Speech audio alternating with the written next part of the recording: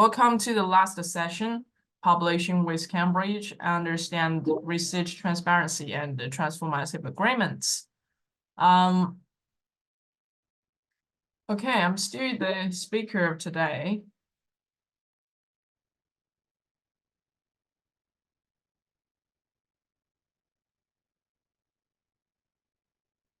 And let's have a look at the schedule. We've go through the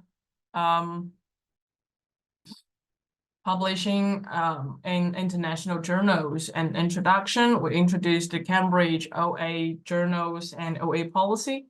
We talked about how to select an appropriate journal and assess impact. We talked about the H index. And then we moved to the third one. We talked about peer review and ethics, talked about those ethic issues. And the fourth one, we introduced some essential skills for academic communication. So we also talked about the presentation skills. For the previous one, we talked about enhance the international impact of your research. And today we're going to talk about understand research transparency and transformative agreements. I will also go through the submission process about how to submit. Okay. So this is me. For you who've attended to the previous sessions, you may already know me. I'm working to improve author experience in multiple ways. And I have 5 years experience of training and consulting in the area of OA journal marketing and journal management. My efforts are currently focusing on supporting authors to improve their chances at publishing top-tier journals. And this is my email address. If you have any questions, feel free to email me. Okay, so let's get started. So still 2 topics. First, we're gonna slightly touch the research transparency, and then I will introduce the transformative agreements and how to submit to Cambridge journals.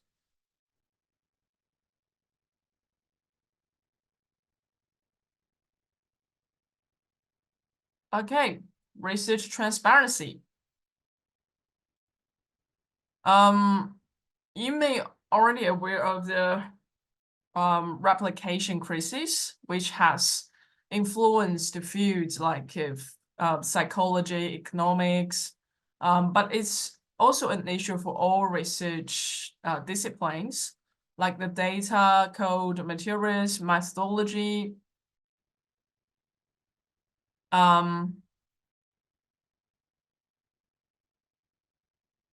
So I'm sorry, a second. The camera said that the host does not allow me to open. It's now because I don't want that. I cannot start because the host stopped at 8. So could the host open that? Yeah. Okay, let's go on for our presentation. So the data, code, and materials methodologies not sufficiently clear for researchers to reproduce the results in published research. The impact is on the field and on the society. That's why we encourage authors to share the data and code for the integrity of research, to promote data reuse and for the scientific breakthroughs. There are studies that suggest articles linking to open data or including data accessibility statement are cited more because they would trust those papers more. And it also can make research more efficient and aid scientific communication. So that's why we share data and code. And what could we do? we could think about this before we submit our work. Screen is not visible.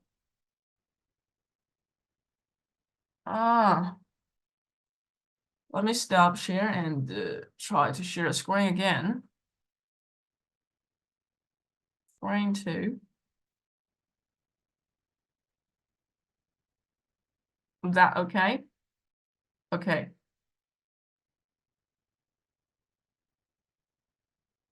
It's visible. Okay. Okay. Where are we? Okay, what to do? To think about this before you submit your work, especially if you're funded, your funder will have data sharing policy, and any credible journal could have that too. Don't just do the minimum, look for good practice. If you can't share data or the code, you can look for transparency. Often required before submission so that reviewers and editors can perform a check.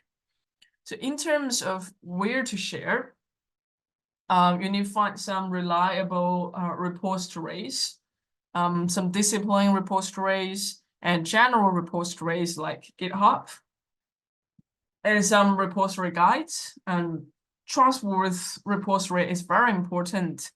I also put the paper here. You can also have a look at that.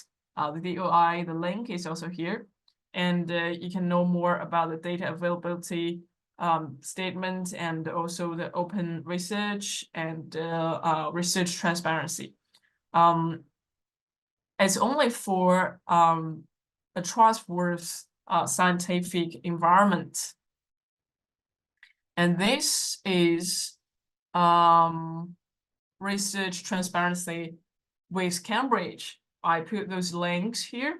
You can also check the research transparency with Cambridge.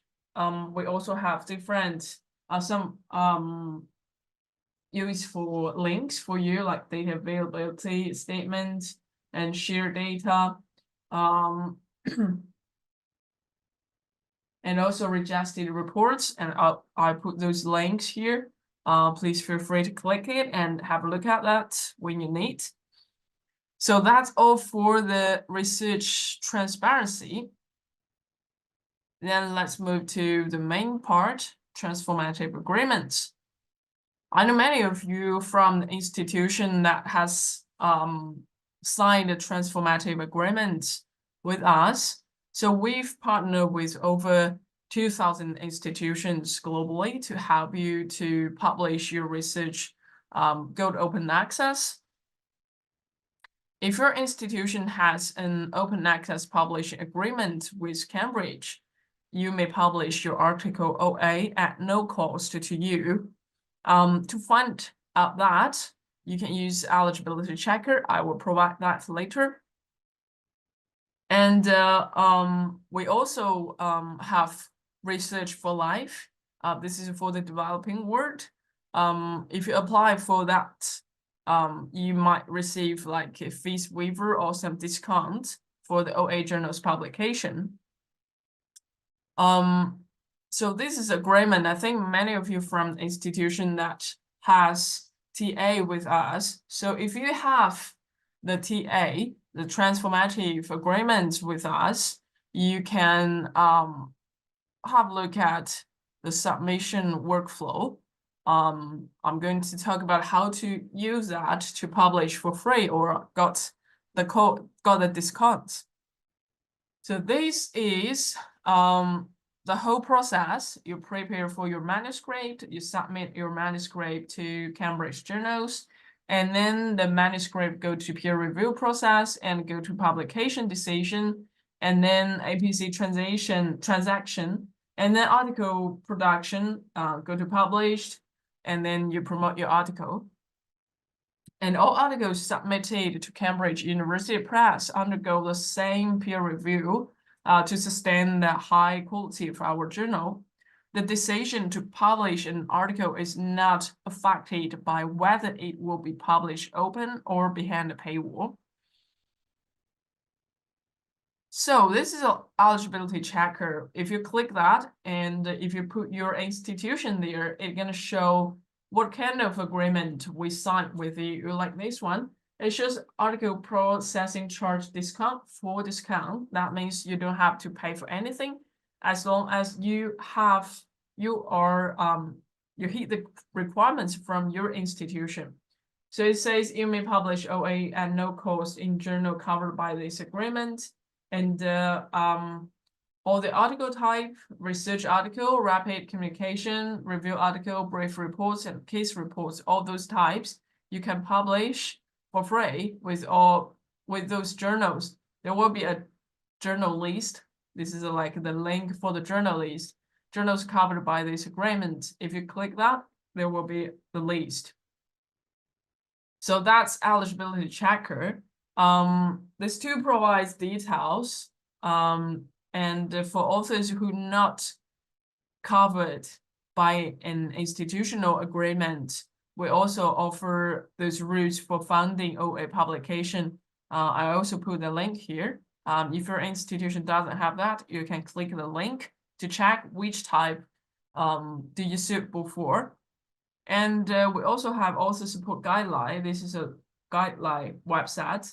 And if you click that, you go to that website, you can see these like the step-by-step guide to publishing your article open access under a Cambridge Transformative agreement.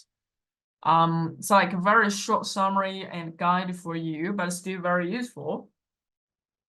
And pre-submission, you need to do that. You need to check these. We are submitting. You go to the home page. You can find the journal information button, and if you click that, you can see the author instruction. And under that instruction, you can see fees, pricing, preparing your materials, submitting your materials, and all those things, all the instructions. And then you can see the submit your article button. You need to download the template from the author instruction part. When you finish everything, everything is under the author's guideline. You click submit your article. So this is the homepage of this journal. Submit your article button here. If you click that, you go to this page. You're gonna see a page like login, user ID, password, because most journals from Cambridge University Press, we cooperate with ORCID. So we talk about that. Therefore, you can use username of Scholar1, which is a system we are using, or you can use the password and your username of ORCID. If you don't have any of these, you can just create an account and go your ID and password. Okay, when you put your ID and password in, you click login, you go to this page. These are two pages. So the first page on the top, it shows home and author. You need to click author. You go to this page called Start New Submission. And then you click Begin Submission button. You go to the next page, which is here.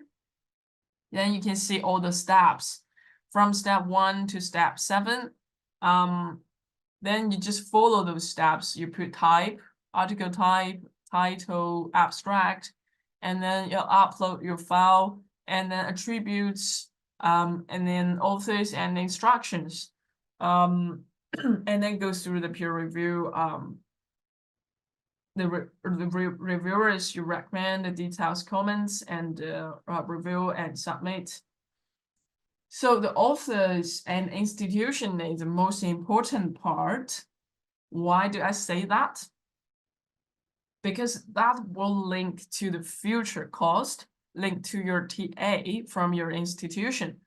For example, if your institution said, if the corresponding author is from our institution, doesn't matter if you're students or you are researchers, as long as the corresponding author is from our institution, we're going to pay for the OA fee. The author doesn't have to pay for that. In that case, you need to make sure you put the institution information correctly. And also you need to make sure you've put your name and email address correct.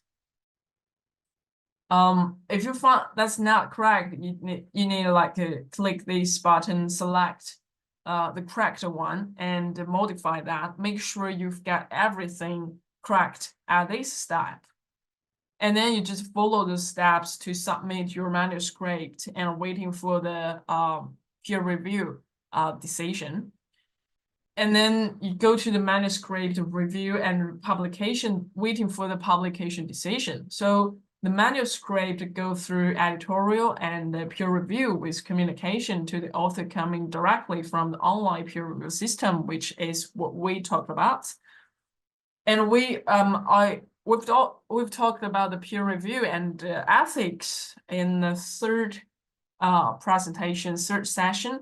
So we all know that the manuscript will be accepted, rejected, or sent to further revision and review. Got 3 decisions. And the acceptance letters for both OA only and hybrid journal contain information and support links about institutional agreement and the subsequent process. Because the subscription mode, you don't have to pay for any fee. When you accept, you just sign those publish agreement and then go to publication. But if you choose OA, following the acceptance, the corresponding author will receive an email from Cambridge to complete and also publish an agreement like this. You just click this Get Start, then it will drive you to the page. You will need to select the CC lessons. You will need to select OA or non-OA. Select all the types of the article. When eligibility has been recognized, they also will be advised that they are covered by an agreement with Cambridge. That means you don't have to pay for any fee. And also will then select the open access option, including making a lesson selection before the authorized signer signs an agreement that reflects those choices. So I also put the Creative Commons lessons information here. Sometimes you can have a look at that. That's all depends on what your fund or your society or your institution would like you to choose. Some institutions might ask you to choose the non-commercial one. Some might not ask you to do any different choices. You can just choose the general one. And then you go to the open access also publishing agreement. Author will receive an email to complete the author publishing agreement. And then also completes an online form to capture author decisions, like what we said, which kind of format do you want published? You just tick those boxes. And then the contract is generated based on those decisions. And then the signer signs the agreement it will send to you. The sign will be like an online assignment. And the publishing agreement process is complete. And the article proceed to production. So we're finished the assignment, and the system recognized that your institution covered that fee. You might to apply for that too. You might need RightsLink account, but your librarian will introduce you to use that new platform, because we are partnered with RightsLink to process APC transition cost. If the article complies with all relevant eligibility criteria for the institutional agreement, the publication cost will be waived. No author input is required. And they also will receive a confirmation letter from the RightsLink like this. Your APC funding request has been approved. And then you don't have to pay for any fee. Yeah. And the article proceed to production. to production team. In the production team, the article will go through this process. First, the editor will copy editing your manuscript and then type setting, and then send to you for proofreading. And when you finish the proofreading, they do the final typesetting and then go to publication, to online and release to all the different platforms like Scopus, WOS, PubMed.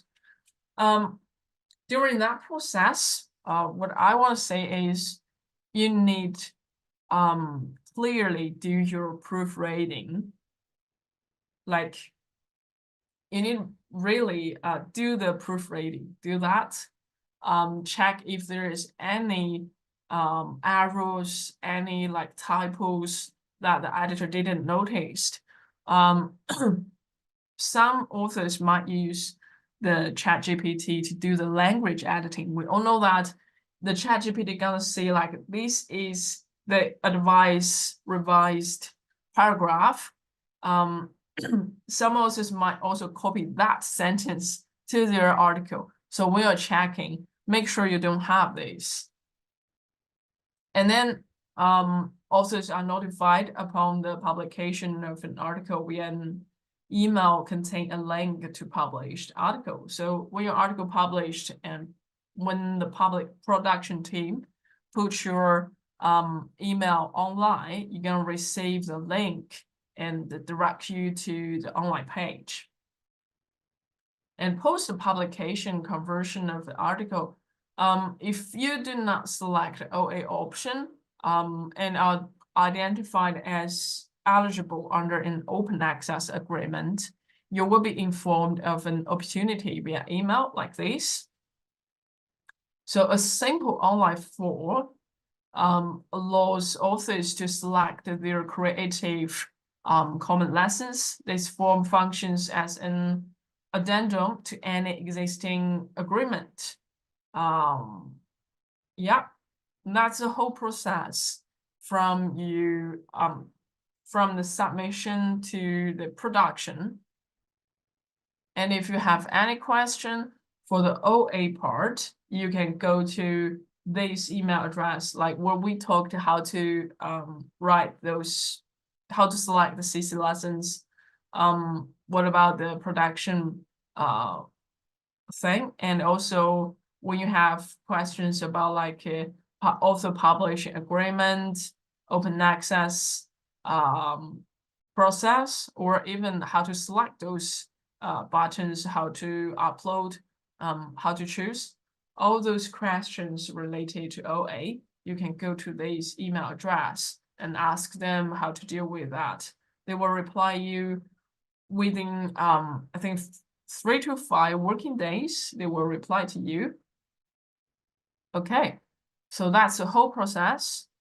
And that's the end of our webinar series, workshop series. We had 6 from last year to this year, and today this is the last session. Sorry, sorry, my camera is still not working. Thank you for joining these webinars, and I think like 200, more than 200 people. We already have many of you, and really thank you for joining these webinars. And for gift and certification, by participating in any of our webinars, you will have a chance to win Cambridge academic book called Scientific Writing and Publishing. We will provide the lucky winner with permanent reading access to this book. In May, we will send a confirmation email to the winner's mailbox. And for the certificate, for those who have participated in all 6 webinars, you have to attend it from the first one to the last one. We will issue a digital certificate for completing the online course entitled The Academic Publishing Process. We regret that we cannot issue any digital certificates if your attendance is incomplete. So only those who have participated in all 6 webinars, we will send the digital certificate to you. Okay, so feel free to ask questions.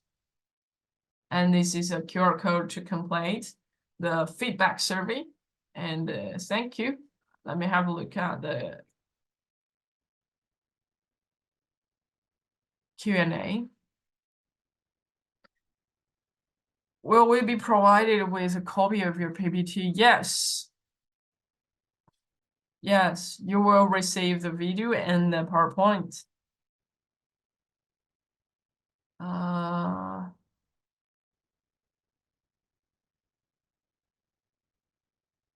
Request to lower the limit to 3 to I'm sorry, I can't make that decision. So this year it's you have to attend to all 6 webinars.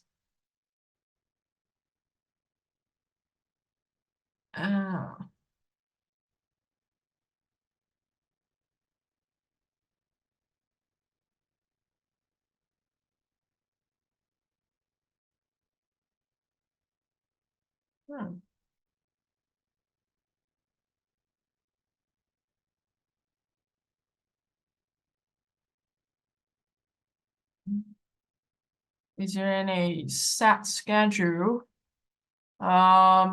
Yeah, we are making the plan for the next 6 webinars. Not next year, might start this year, next semester. Yeah. Send the link. There any link? I think yes.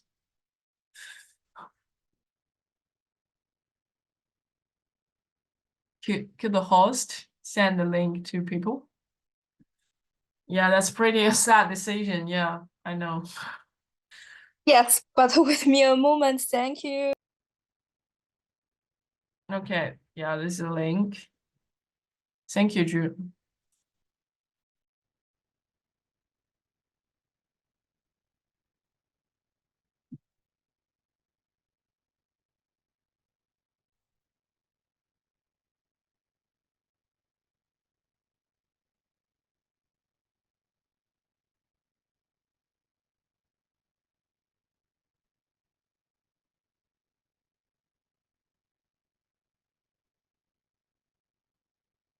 Post request email for the next set of schedule. Yeah. If we have the plan for next schedules, we will send the email to all of you who has registered these sessions, the whole sessions. We will send those emails to you.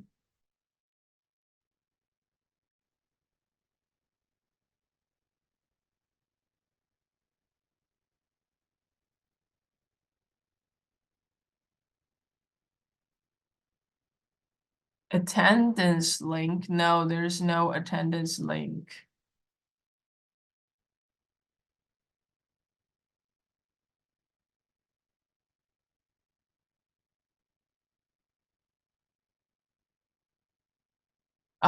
If you attended, it will show that you attended. The platform going to show that you've attended to this webinar.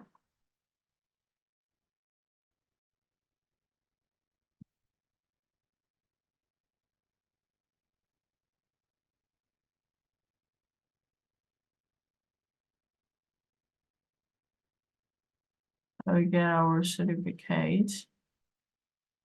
Thank you for attending this webinar. So this is how you get the certificate. And I think they will email to you. The marketing will email to you. Thank you very much.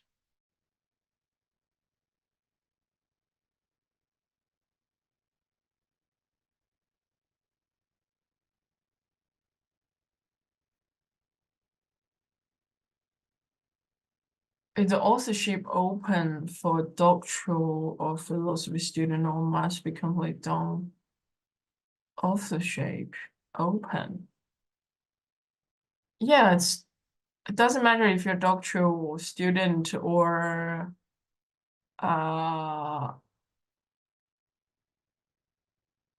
do you mean the TA for the fee or just the authorship? Yeah, the authorship must be open for a doctor or even your master student.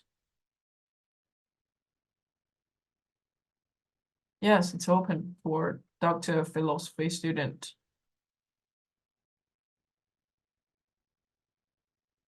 And if you're asking if you can use the TA, you need to check the eligibility checker. It will show if doctoral student could use. Some university might say only people who are working there, but I think most institutions sign the unlimited agreements. So anyone who are using, who are working or studying in that institution, in that university could use the TA.